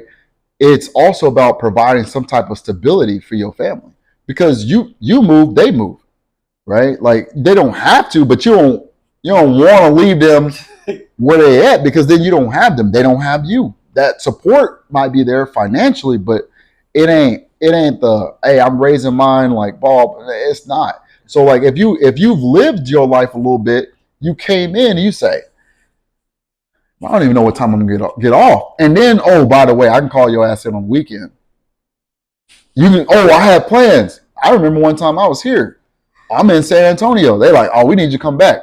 I'm not going back. We need you to come back. I'm not. It's 2 hours. I ain't doing it. Like whatever you need to do, you can do it, but I'm not. I ain't coming back. You know what I'm saying? But that can have consequences. Right? Like they got to be able to, don't get me wrong, I'm not just saying like you can just do whatever you want. You got to be able to justify these things. But there could have been a rule in place that's like, hey man, if you're 2 hours away, which we do have this exists, right? Like it's a recall window, right? Like if you're on some type of special assignment, let's just say, and I have a recall and you take it to the max of the recall, I'm at 2 hours out. Okay, recalls happen. Well, you better start making your fucking way back, right? Because like, but it sounds easy, but now you gotta swallow your pride and tell your family, hey, we gotta go, and your family gonna be like, what you mean? Yeah, it don't matter how well you explained it. It takes a toll on them. The birthdays that you miss, the holidays that you miss, the special events that you miss, the things that you know damn well you're not gonna get back. Right? Like, you're not going to get those things back. And you were only this far in and you want me to continue to do this? Something got to sell me. Something has to sell me. And not all the time are people bought into the bonuses, right? because not all the time are they great. And sometimes I would argue they may or may not be, because a lot of people will be like, well, I signed up, I got 40 grand, but I'm giving away 6 years. 6 years of your life for 40 grand that we know what you about to do. You ain't investing it. Most people ain't. Yeah. They gonna get that 60 or 40, whatever you offered, and they gonna say, there it is, it's gone. But guess what you just committed to? 6 years. 6 years, right? Yeah. And then I could even go even more than that, realistic stuff. But I'm just saying, like in general, sometimes it makes sense. And some people, they come in, they have this idea, like I said, of what it could be, and it just don't fit. I've also met people, they come in, and I can tell, because I've been in for so long, I can tell somebody come in, how they act, how they carry themselves. Ain't gonna make it. I'm like, man, it's not for you. It's not for you. You can do something better, because some people have potential. Do you think it affected your mental after being in 15 years? Like being in, 1,000%. Like the service, 1,000%. I mean, listen. You do. I think you do anything for a repetitive amount of time, I think it's going to change who you are. I think that like your day to day is not the same, right? Like I go to work. Not only am I being told what to do, but I'm telling people what to do. So good, right? And bad. And that's something that's hard to turn off. And then depending on like who is talking to me, because again, I just told you I can only be promoted 2 more times. There ain't that many people that are telling me what to do, right? But there's a lot of people listening to what I need them to do at this particular point. So like that is hard to turn off, because then I'm talking to y'all and I'm like, oh man, I need ball. You're like, bro, who you talking to? Like, bro, I'm not your soldier. You know what I'm saying? Like sometimes that stuff is hard to navigate, because you're like, man, this is my every single day, right? Like it's coming home. Every time I come back here, went to my grandmother's house today, I'm like, it's culture shock. God, no. But like now I'm talking differently because I done did different things. I have different experiences, and some of those things you cannot turn off, because now you've experienced it. And let's say somebody telling you something, you like, I just went through that. We talking about buying a house. I just did that. Oh, this ball. Hey, I know. Let me help you. Let me get in there. You know what I'm saying? But it's because now you got something to contribute. But like sometimes you got to realize too, and I think it's more of a technique thing growing up of like, okay, you asked me a question, I'm answering the question. Now it's somebody else's turn. You know what I'm saying? Like I got to be mature enough to be able to navigate and say, it's not about me. That's not what this is about. Like we are a collective, but the military thing, I think that's just the aspect of, again, adapting, and you're constantly adapting, right? And it's not always going to be as much as I think we all try to make it be that way. And I think a lot of people, but we like, oh man, it's going to be fair and equal, and nothing is equal. Nothing is equal. We can say, oh yeah, we're equal, but nothing is equal. Because that connection that I made, you ain't got it. That position I done got, you ain't there. Yeah. Even if you are there, you're not there in the same light with me. Some people are. I tell people that are the same rank as me what to do, and they be looking at me like, you heard what I said? You heard exactly what I said. Go execute. Like, it's cool because you heard what I said, right? Because there's we say like, you obviously you have a rank, but then your position, your title, right? So like we can be both supervisors, but somebody got to be the leader, and it can't be both of us. It just doesn't work like that, because everybody needs to know, okay, who has the ultimate say? I can't listen to 2 people. It's still a hierarchy. Yeah. And everybody has to answer somebody. And that's why I said, when it comes to it, not everybody can accept being a lot of people, especially in the Army, you can make to a leadership position within that 3 year. And a lot of people, they don't know what it's like to have power, so they abuse it. They're like, I can tell the motherfucker what to do. And that motherfucker is gonna hate you. True. And that person is gonna be like, I don't want to be anything like that. Now you could be that example, or you could be the person that they want to be like, but that is not, that's when like, again, I can tell because a lot of people, some people, they're better off doing something else. I met a guy, I'm like, bro, I think you're really crafty, really good with your hands. I think you would totally succeed at something else. This is just not for you. It's not because you're not trying. And that's the misconception, right? It's not because they're not trying. It's just you're not getting it. Did they take constructive criticism? Yeah, you gotta be able. I know you will be perfectly fine. Hey man, go get some credits, college credits, do your thing, and get out. A lot of people don't listen to that, and then they get mad because eventually you start to drink that Kool-Aid, and you're like, bro, why am I not getting promoted? Why am I not ball? So years going by and they still the same. Yeah, and that hurt. That hurts. That hurts your pride. Because in the military, when you stay stagnant, right? It's not. I don't think it's the same as like being in the civilian world. They're like, oh, we just don't have the. No. It does. Like for me, I'm getting promoted because there's a lot. They're saying that there's a lot of people. I don't know where these people are, but there's a lot of people that are in that rank already, so they can't promote everybody, right? But I want to be a part of the. I don't care that that's true. I want to be a part of the people that get promoted, But that's not the case just yet. But a lot of people get stagnant before they make it to where I'm at. And then you're like, man, what do I got to do? And it's like somebody could tell. I've done it. I can tell you flat out, I need you to do X, Y, Z. Talk to you next month. And next month comes, they're like, all right, we good, right? I did it. Yeah, but you weren't consistent in X, Y, and Z. And I can keep doing that, right? And it is not to be malicious, but consistency is key because a lot of people you will meet and they will do something one time and say, I done did it. And they all smile at you. They'll be like, yeah, man, I'm good. And you're like, no, because the problem is you did it so that you get promoted. The problem is you have to lead people.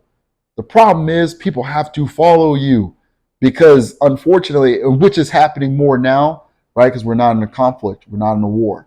Right. So it's happening more now than ever is that, and it's not a bad thing. I'm not saying that it's a bad thing. It's take it for however your own opinion about it is. But when you haven't seen war, right, it's different than like, it's different than like, hey, we're preparing for something.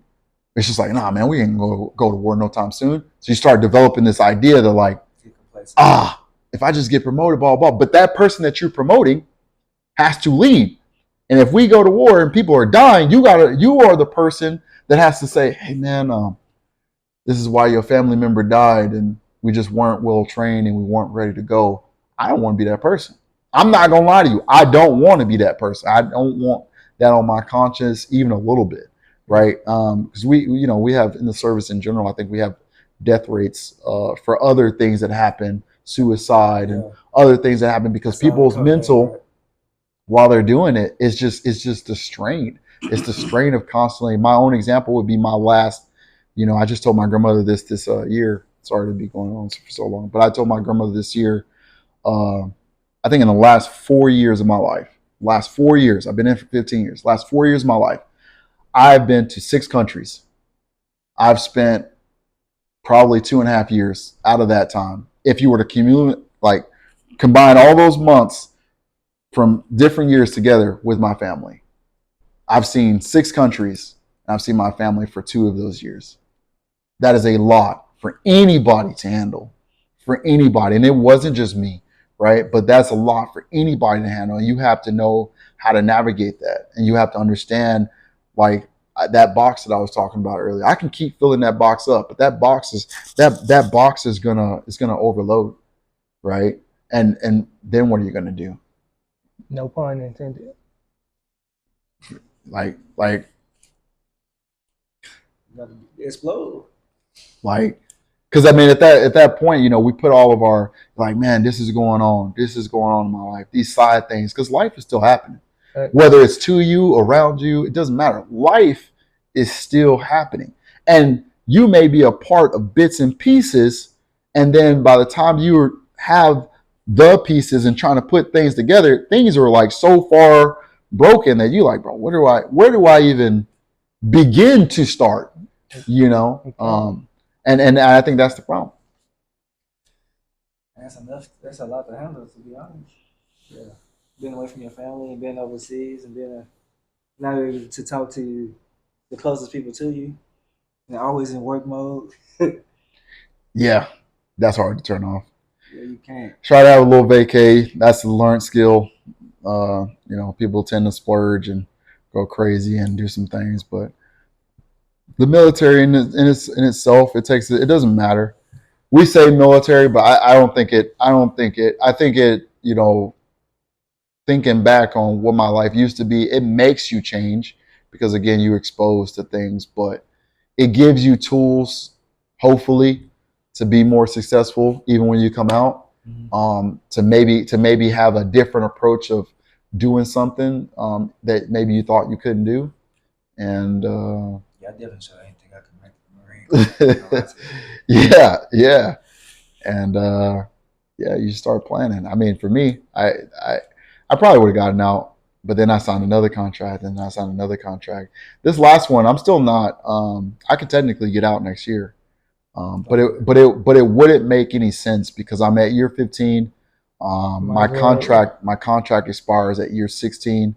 I have some true goals that I really, really, really want to finish out. Be retired at the age of 39 from my first job.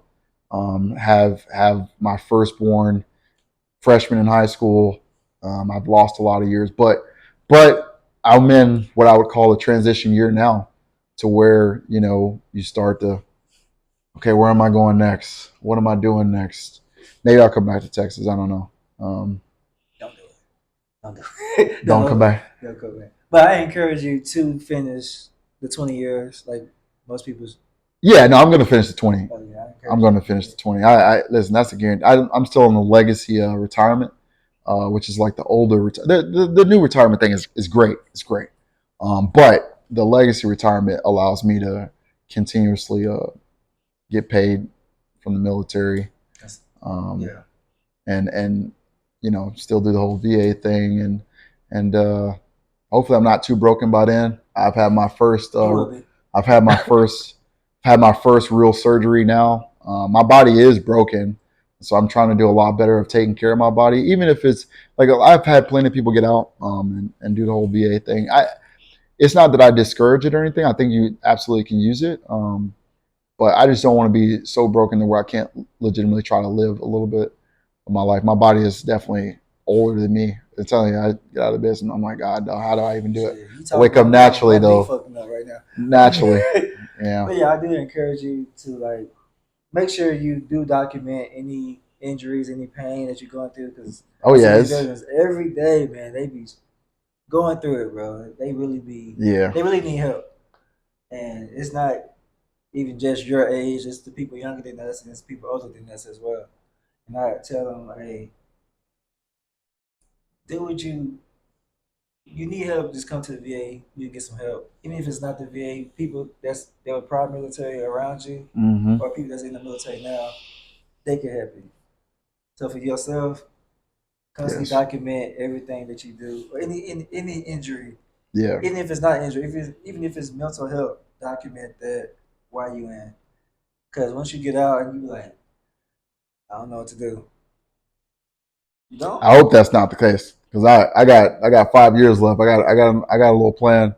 I hope that's not the case. Well, you got me now, so. I mean, the guy I was talking about, he's also fun fact. He's in the VA over there in Georgia. Yeah. Talk to me about it all the time. I got another buddy in Cali. He really told me about it.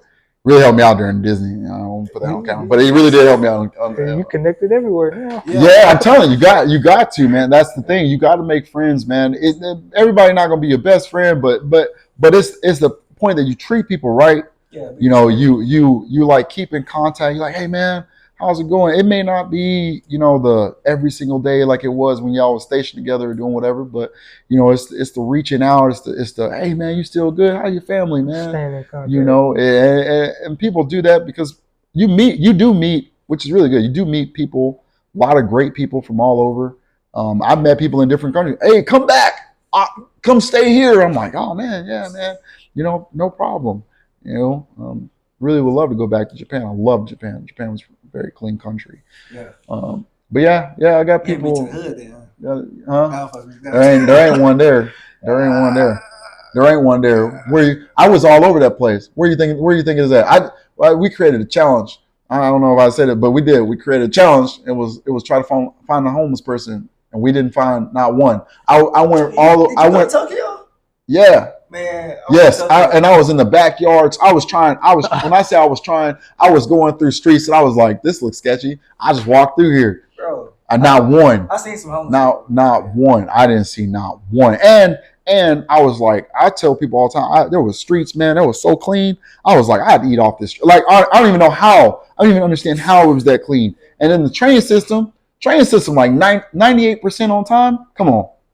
98% on time. This train or the sand? The train they got 98%. It's so, you say that, but it's so safe. You got little kids doing cram school at night. They're on the train by themselves. How that's different? They got a kid like 6 years old on the train where they parent at. I'm like, oh, that must be their parent. That ain't their parent. That ain't their parent. They getting off the train by themselves. Well, I'm like, what's going on here, man? I saw a show like that on Netflix where the sand. Yeah. Oh, that's a real thing. Yeah, they had a children running errands, going. Oh, man. They all. It don't matter what time it is. I've been out late and I'm like, where is this kid going? Where they parent? Like what are they doing out here? And the child know where they going. Yeah. Oh yeah. They know what stop to get off on. They know what to do, and like it's crazy. And what's crazy is for me anyway. My experience was they locked in. They ain't like looking around at nobody. They not worried about what you doing. They don't even see you. They just tunnel vision. They're like, bro, I don't see you. Like you would have to. Hey, like, help. They're like, what you need? What you need? They do pull those moves over there, though. They act like they don't speak English. They act like they don't speak English. They speak English. Yeah, they act like they don't speak English sometimes. They don't want to talk to you. They like, you're like, bro, I know you do. I know you do. One dude told us he didn't speak English, saying he don't speak English. So we convinced him. Chill out. Yeah. He started speaking English with us. He lied. Yeah. Those experiences, though, I don't regret it. You know, I don't regret none of those experiences. I think that stuff is cool. It's part of the story now, right? Just to say, like, man, I done did some cool things. I done got to go here. I got to grow up a little bit. I got to become a homeowner. Probably should have became a homeowner faster. Probably should have started saving. I think the Army has a really good savings plan to where, like, I watched a YouTuber the other day. Well, not the other day, but like a few years back now. And he was like, yeah, become a millionaire using the savings. I was like, wait, what? Like, I didn't even know. I wasn't investing correctly. Like, not even investing correct. Like, hey, just do this. And like, you talk about getting out and like that saving plan transitioning into something else. And you like, bro, this is money that like, yeah, I'm not necessarily using it right now, but it's there if I need it. True. And like, it's working when I'm not doing anything. Why wasn't I those 3 years that I was in at first? Wasn't doing it. I'm not gonna lie to you. For me, first 8 years I wasn't doing it. I was slacking. I look at it now and I'm like, I can only imagine what it would have been. I'm looking at it now. I'm proud of myself. I'm proud of me because I'm like, but at the same time, it's a little disappointment because I'm like, why didn't you start doing that early? I heard everybody saying it. I was like, fuck that. I want my money now. Like I want to be able to do the things now. But I look at that shit and I'm like, shit, hey, catch me when this thing is done. Hey, catch me when this thing is done, you know? Because that's what it's about, right? It's about learning. It's about adapting. That's a part of life. That's a part of growing up, too. You know, we didn't have the access to the information. And that's something, again, you start picking people's brains because you're like, man, okay, cool. Like, I'm enlisted. Hey, you're an officer. How do I get here, man? Like, you know, I started learning things. I think we had that conversation because we were talking about credit cards and just, you know, credit portfolio and what that looks like. You would have talked to me about credit portfolio year 19. What are you talking about? Like, what are you talking? What are you talking about? Like, you know, like I thought credit was one thing, and it turns out it's not. It ain't even remotely that. And then like we started talking about the credit card thing, and it was like, man, like it ain't even. What's crazy is some of the perks are military things that I get, but really, reality is these are things that everybody know about it, and you're like, bro, I don't even have to pay for plane tickets. I can come here off credits for just doing the things that I was already doing. Oh yeah, man, just use your points, man. You ain't got to pay it. Huh? How you do that? Like what? I told one of my servers that the other day. I was like, yeah, man, I went to Texas. I didn't pay for my hotel at all. Didn't pay for the rental, and I didn't pay for the tickets. I was like, what do you mean? Who paid for it? The points did. Points? What's that? Oh, you don't know about that? hey, they waiving these fees for us because we active duty right now. You ain't know that? Nah. It's like, oh, hey man, let me put you on. Let me go ahead and tell you. They're like, no, this got to be a scam. No, the scam is that you ain't already got it. like the scam is that you didn't even know about it. You know what I'm saying? Like what are we talking about? So, like that's the truth, man. Like you learn and you share it, and I think that's the thing. You know, when I think about, you know, if y'all don't mind me saying it, but if I think about the black man of just expanding like knowledge, that's the way that we typically kind of get it also, right? It's from word of mouth, not necessarily, which is unfortunate because it's not really taught. Maybe private school teach stuff like that, financial literacy. But like even telling somebody, because I always educate people, even telling somebody like, yeah, I did all that stuff off points, they hear that. And then I think about my dumb ass at 19, hearing what I just said and saying, whoa. They're going to give you the card, but don't, hey man, this platinum, it's like 28%. You can't carry a balance on it. Like there's not like, don't get a car and just twice. Oh, there's no limit. Yeah, no shit, but they expecting their money back. Like you know what I'm saying? Like you gotta give them the whole pie. You can't just tell them, yeah, man, the trifecta from Chase is just great. You can't tell them that because then they gonna go get the stuff and they not gonna go get the rest of the knowledge. You know what I'm saying? You gotta. That's the thing. That's why I for that part I think I've drank the Kool-Aid because I know I get brand new private, blah, blah, and they just came in fresh out of eyes. They don't know shit. Yeah, they are a sponge. You got to walk them into it. They are a sponge, and they're like, how do I get to that? They see the truck now. I'm pulling up, like, yeah, I fired up, made it. You know what I'm saying? I feel it great. Now, I done seen other people do it before me, but I asked them some key questions. The motherfuckers was absolutely broke. I ain't broke. Yeah. I may act broke, but I ain't broke. They didn't do it the right way. Yeah. So now they're like, oh man, look at that. I know. Yeah, man. I know. They're like, yeah. You don't normally drive this one? Yeah, I drive the Camry because that shit paid off. You know what I'm saying? If something happened to my baby, that's different. Yeah. You know what I'm saying? Like the Camry, hey, that's what I told Jasmine that shit the other day. I say, just go get you a cash car, pay that off. Ride with that motherfucker for a little bit until you get what you actually want. If you think for a moment that I could have just went for that truck, nah. And to be fair, I almost didn't even do it because I had that car paid off for so long. I was like, I don't want another bill. Who the fuck want to be paying bills for the rest of their life? That's the kind of financial literacy you get to though. You don't start there. You don't think to yourself, man, yeah, no, I paid that off. Let me just keep getting new cars. For what? For what? Who are you trying to impress? I don't care what you think of me. If you see me get out the camera, you like that motherfucker broke. Let that be you, because I'm gonna pull up. I'm gonna have the gas in that motherfucker. It's gonna get me from B to C to D. Like I'm gonna get where I need to be, and then when I want to, I'm gonna hop in the trunk. And yeah, it's new. Yeah, look at me. Oh yeah, cool. But this motherfucker right here, like it took steps. And somebody told me that, man. That when I started riding motorcycles, I was like, man, I really want that. It was like, hey man, there's steps to this. Slow your roll. There's steps. And when you try to just cheat, you fuck everything up. Because then you're trying to backtrack, like, oh, I was supposed to do that? I was supposed to do this? Okay. Seeing where we all at in life right now, you wouldn't have wanted to skip the steps, right? Or would you? Like we all in the. I think I would want to skip steps. Would I need to? Like if I had to replay it, would I skip them? No, because I wouldn't be where I am. That's my point. I wouldn't want it. Some of the things are hard. Some of the lessons are hard to learn. Some of them lessons is hard. You know what I'm saying? Because like it's funny because also having financial literacy, it's hard because now you just like I apply for shit. I ain't gonna lie. I apply for things because I know I'm gonna get approved. Like I just like, oh man, I want to test that out. Like I want to test that out. Like I do it.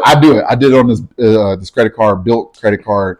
I was like, I just want to test. I just want to test drive this card. Now, to be fair, do I need the card? No, but I know you're not gonna tell me no because my credit score is up here. I know you're gonna give it to me. The only people that have this rule is Chase. Chase, they like, oh man, you apply for too many things. Chill out. Yeah. I'm like, but my thing is good. They're like, yeah, it's good, but chill out. I'm like, nah, bro. I'm gonna go to somebody else then. You know what I'm saying? Yeah, you ain't gonna tell me what to do. But the other side of like, if you was to go back to 21-year-old me, I go in there, I'm like, please. I'm like, please, bro. You know what I'm saying? Please approve me. You know what I'm saying? And like, it's funny because even thinking about it, when I went to go get my truck, I Houdini'd the dude. I felt bad for the dude a little bit, just a little bit, but not really. Because this car salesman, right? And like, they knew I was in the military, and they was like, oh man, you want this car, blah, blah. I was like, yeah, I know what I'm looking for, blah, blah. So I didn't really deal with him too much on that. He was like, yeah, all right, well, let's get the loan stuff. I was like, well, and I was like, he was like, well, you already got one? I was like, well, let me just see how this play out. I said, hey man, here's the application, blah, blah. He go run back there, run my stuff. He comes, he's like, hey man, I got the best deal ever for you. 10%. I was like, oh dang, that's the best you can do? Like I'm hitting him now. I'm like, Yeah. that's the best you can do. He's like, you thought you were getting better than that? What? That's the best. That's literally the best we could do. So I was like, nah. Pull it. I slid that over to him. Hey man, this is 4%, man. He's like, man, I could have just got that time. Oh, I just wanted to know what you was gonna come back and tell me. He was like, yeah, we ain't gonna be able to beat this. We can't even match this. I was like, I know. I got good credit. Like I came in here, I allowed you to run it. I just wanted to know what you was gonna tell me. Because like the other me version was like, bro, please don't come say no crazy number back. Like, oh, you can't get this car. That's how I ended up in the Mercedes. Hey, you can't get this car, but you can get the Benz. How can I afford a Dodge Charger, but I can get this Mercedes Benz? How that makes sense? like, you know what I'm saying? Like, I was too easy to be fooled. But now it's like, when you got that literacy to say like, oh man, no, I know my worth. Like I know my worth. Like you ain't gotta, oh man, just let's just see what happened. No, you gonna let's see what's happened. I know what's gonna happen. Because you come back to me and you say something I don't like, I'm gonna look at you, you're gonna look at me, and I'm gonna be like, I'm good. Like I don't need it. I walk out of here. You know what I'm saying? I told her that the other day. I was like, I don't know who go to dealerships anymore not knowing that they already approved for whatever they're looking for. Yeah. I walk in a dealership, I already had the check in my hand. I just need to know who to make it out to. Like let's not play these games of like, you know what I'm saying? Like I didn't come in here to like, oh yeah, no, you good. Man, imagine being at this point in life. I tell bro this too. From where we was getting dropped off or having to walk here. Oh yeah. And now we doing stuff like that. Oh yeah. It's like, even then, I look at it. You around teenagers try to tell them, man, like, oh man, you get a job. Hey man, just take 10%. Look, I ain't asking for a lot. Keep your money 10%. This is all I want you to do. 10%, put it there. Why? Why? But it's mine. No, just listen to me. 10%. I'm not asking for a lot, man. Just listen to what I'm telling you. Put it here. You see that number that where it says right there? Yeah. High interest savings. Yeah. That's what you need. Put it there. Because I had somebody just said that, I think we'd be in a different position, even if you just follow the same track. Something as simple as saying, hey, just put something here. Yeah. Right? Like I think that's the goal, right? Just try to set somebody up differently. Like my girls already got bank accounts. I told you that. Like my girls, they have bank accounts. They'll never know about it unless they see this. But they'll never know about it until they turn 18. I ain't gonna say a word. My mouth, hey, threw it away. And that's the thing, right? You learn things. You're like, bro. Like I was talking about the last time I was here, it was like, man, mom got a check every year from taxes for me. Why didn't I see none of that money? Like, oh, I was spending it on you. No, you weren't. No, you weren't. Like, no, you weren't. Like, every year I get money from my kids. If I don't give you the whole thing, I gave you some. Here you go. I'm not perfect. Nobody is. But they made decisions based off of what they knew. Yeah. And now we are making decisions off what we know. And it's good that we all aren't where we were, you know, because that's how we lead. And I hate to say it like that, because that's what humbles me, is also taking my kids out and like, we know we're going to donate something, right? We have enough to be able to donate. We have enough to where, like, hey, every so often, I ain't saying I do it all the time, but like, you know, like, hey, you outgrew something. Let's, you know, instead of throwing things in the trash, I find a shelter and I say, oh man, we just gonna donate these clothes here, something of that, man, because it's a humbling thing to see where you could be, and that, I hate to say it like that, but that's where you could be if you make the right decisions at the right time, just like you made the right decisions to get where you are. It don't mean all can't be taken, you know, and you claw to make sure that it don't end up like that, but anything is possible, you know. Anything is possible. But you give me a few dollars, I'm gonna make that shit back, because I know how. I know what I need to do.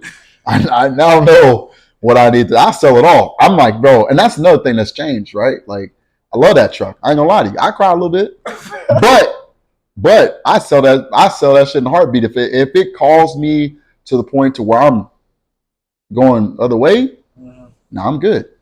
Yeah. I'm good, because it's not worth it. It's a material thing that's not worth it. Like I just told you, I got a car that's paid off. That need and the want is something I had to learn when I came in. I had to learn that. Need, want. I was like, I need everything. That big screen, I need that. The new system, I need that. This, I need that. There's things I don't even touch. I'm like, why do I have this? Like, I'm in my house now and I'm like, what is this? Like, bro, I have a PS4, a PS5, a Nintendo. I'm like, bro, I don't even play video games no more. I convinced myself I convinced myself to keep the Nintendo, because I got my daughter to play it.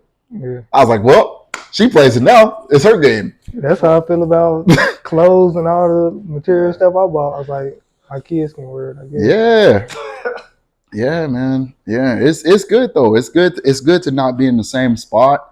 And to understand and be able to reflect and look back and say, you know, the choices that we all made as men, black men, coming from the environment that we came from, didn't allow our environment to shape who we were. True. And to say, look, man, I think that's the most humbling part of it all, and something that I think, at least I know for myself, I can speak for myself. I even speak back, because a lot of times it comes off as negativity. It's not like I forgot where I came from. It's just I don't have to live there no more. Like, what? Like, I can acknowledge where I came from. That doesn't mean I'm gonna go back to that street and live on that. Like, yeah. Why? And it's not. Oh, you better than that. I've been told, like, oh, you better than that. I'm not saying that. I'm just saying I know where I came from. If I can acknowledge where I came from, why is me saying I don't want to go back to that a bad thing? Yeah. We need to be able to acknowledge that we have grown. There's growth. Hell, I would argue, even no matter where we came from, it ain't the same as when we left it. It might be the same for certain people, but it's not going to be the same for us that have now removed ourselves from that environment. It's just not. And you know, I saw a quote the other day. I'm really into motivational speeches and quotes and stuff like that. I really dive into those things. But it was like, you know, which is kind of, it's like a double-edged sword, right? It's like we grew up during hard times, so we create soft times for our kids, and then it comes back to kind of bite them, because they don't know, they've not experienced it. Right. Sure. So it's like, I forget exactly how it goes, but it's like hard times make, like strong men, and strong men make soft times, or something like that. I don't remember the quote verbatim, but it's not that hard. It'll probably populate on our phones now that I talked about it. But it's kind of true, because I even see it in my own kids.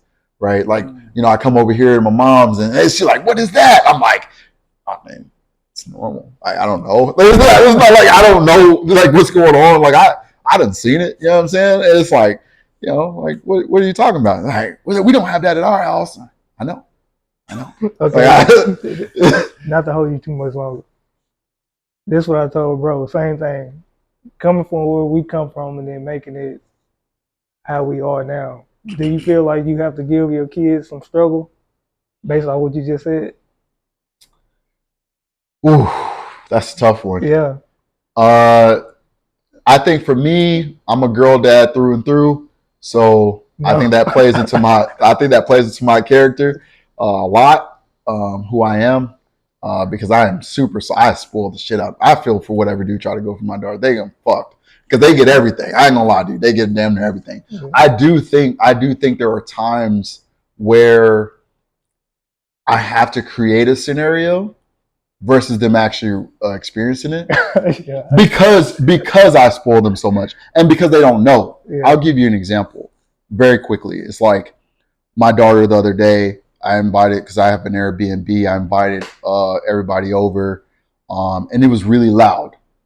They are not used to being in very loud spaces. So they're like, oh my God, they're super loud. Why are they acting out? Why are they doing like this? And it's like, no, that's normal. That's normal. Now, but you got to understand, their environment is not like that. So like people come over, and it's not necessarily that they're not loud, but people are like, speaking differently. They're not like yelling at each other. They're not like, motherfucker, nigga this, nigga that. Like they not doing none of that. And everybody thinks like, they're like, man, it's because you're not for the culture. Whoa, first off, look, they are just being raised in a different environment. It's not necessarily, it can be bad, good. It doesn't matter, right? It's just the fact that like that is culture shock to them. So she got really upset. She goes in her room. I'm like, no, you can't do that. I go in there, I'm scolding her. I'm like, nope, you can't do that because you got to interact, because you need to interact. Because like they need this too. Like they might just as much as we want to remove them from something. Like when you're not around, your kids is gonna encounter. They're gonna get exposed, and you need to see. And I told her that you need to see. It's not necessarily like bad, because you need to see the decisions that they make. The decisions that they make are driven based off of how you've been raising them. True. That is through and through. Like they're going to make the decision because they're going to say, and it's something as simple as when I get in the car, and all these kids now, all my nieces and stuff, they get in the car. My daughter, first one, she act like the adult. She like, put on your seatbelts. You will put on your seatbelts. My daddy won't move.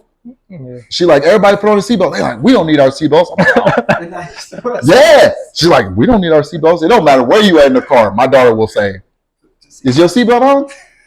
Like, because she knows that's how we do it. We follow through and through. They like, hey, we ain't got no seatbelts. We just jam everybody in there. Now there was a time where that was acceptable for us. That was a thing. Yeah. But I don't have to do that. I don't have to do that. You know what I'm saying? Yeah. So but it's okay to expose them to something so that you can see that like your choices, the things that you value, the things that you've instilled in them matter. Because if they get and I say this too, because I talked to my daughter before I came here, and I'll leave it at this, but I talked to my daughter before I came here about like peer pressure. She's starting to enter that age, she just turned 9, and she's starting to enter this age where peer pressure is a thing. You start seeing kids, and she tells me all the time, oh, everybody got a phone. I should get a phone. I know you can give me a phone, Daddy. I done gave her everything. She want a phone. I'm like, nope. Ain't happening, right? She has a tablet. She got all these. She has things. She's like, but all my friends have a phone. And I start talking to her about peer pressure because it's true. We know this from experience too. Yeah. When we are exposed to something and we like, man, I want to do it too. I just want to do it. I just want to. Let me just hit that. Let me try that. And you're like, should you be doing that? Because hey, just because I ain't doing what my mom was doing, yanking fucking cords out of the wall, chasing you, don't mean your ass ain't in trouble. Like, that is not what that means. Yeah. You still got consequences. The consequences just don't look the same. Yeah. I sent my mom that video the other day. I'm like, oh, yeah, if that shit would have been me, you'd slap me 10 times Sunday. You know what I'm saying? Like, but hey, your grandkids, they get away with murder around here. You know what I'm saying? But like, that's the truth. Like, you have to expose them to certain things though, because you need, in my mind, at least for me, being a girl dad, bro, the world is, military, non-military, doesn't matter. The world has changed. We used to be able to be outside, no problem. Now you got kids that's outside. One of my greatest fears, you got kids outside and they could be playing, do whatever, and they don't know how to be outside like we were outside. They can, oh, hey, come on, hey, kid, blah, blah, hey, come on, blah, blah. Like, that didn't happen, man. My mom used to lock us out and be like, don't fucking come back. You're like, what the fuck am I supposed to do for hours on end? I see you later. Yeah. Like, bro, where am I going? Like, but you don't do that now. And like, everybody's like, well, Tom, it really has. We didn't have that fear. At least I don't think we did. Like, we can just go outside, like, bro, we hooping, we doing whatever. I don't even know how we feel today half the time, if I'm really being honest, but we did it. Now you can't, there's different things, which means our environment in the world has changed. So we have to. Doesn't mean we can't still expose them so that we know if they are put in this situation, will they make the right decision without me there? And it's scary. I'm not saying it's easy. I'm not going to say that because, again, they not us. They not nowhere remotely built like us. That's just the truth. And like for me as a true girl dad, like my fear is that, not only the feminine part of that aspect, but that world has changed, right? I'm not going to sit up here and talk about that on camera, but that has changed to where I'm like, bro, should I even let you go in the bathroom by yourself? Right? Because I've seen those things. And like I don't necessarily agree, but like, hey, like, can I allow my daughter to go to the bathroom by herself and feel safe outside, or do I need to check that motherfucker before? Because I ain't gonna lie to you, I ain't scared. I walk right in them. What are you doing, sir? Hey, my daughter's coming in here. I don't give a fuck what y'all talking about. You know what I'm saying? Like I'm gonna protect mine, and that's that's the reality of it. Like we're gonna take, but. Name a time that was like happening, you know what I'm saying? Like where you was like, somebody went in the bathroom, checked for you, or hey man, stay in sight. My mama didn't care where the fuck we was at. I don't even know how my mama kept us safe. I'm not gonna lie to you. I'm like, bro, we was all over the place. You didn't see me. Like, oh, somebody could have taken me, you wouldn't even know until tomorrow. Like, you know what I'm saying? But now, it's like, oh, he just didn't come home tonight. He must be over there. Like, he must be over there. His phone must have died. Like, come on, man. You can't do that no more, though. Like, real talk, you can't do that.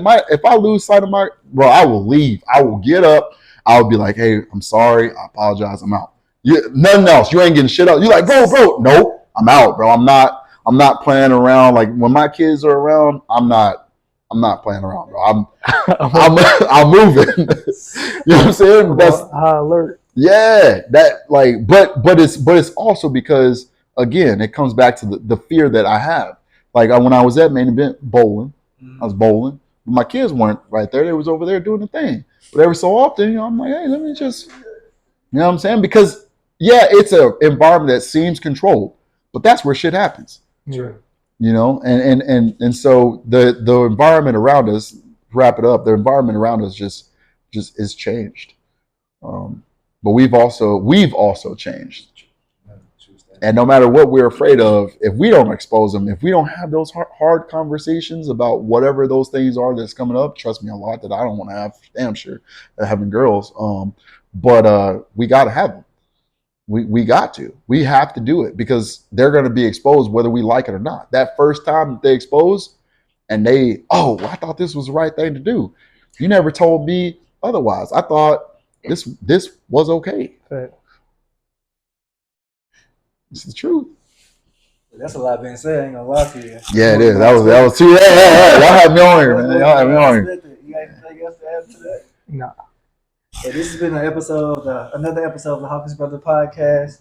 Again, I'm Corey Hustle Hawkins. I'm PJ Tauchi. And we have our Box, friend, man. Julius Shannon Box. Yeah. I don't even think I said that. You got it. But yeah, thank you for watching. Please like, share, and subscribe. My boy got to get home to his daughter. You see? Yeah, they talking about they hungry. But please do what you can to support us. Thank you.